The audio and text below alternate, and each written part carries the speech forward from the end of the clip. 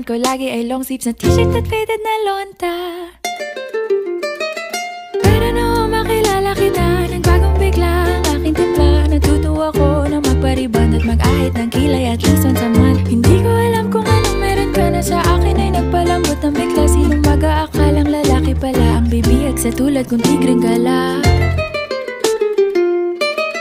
Kahit ako'y titibok-tibok, puso ko ay titibok-tibok pa rin sa'yo.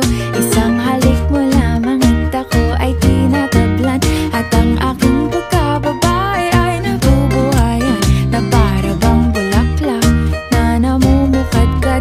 Dahil alaga mo sa dilig at katamtamang sikat ng araw-araw mong pag-ibig sa aking buhay.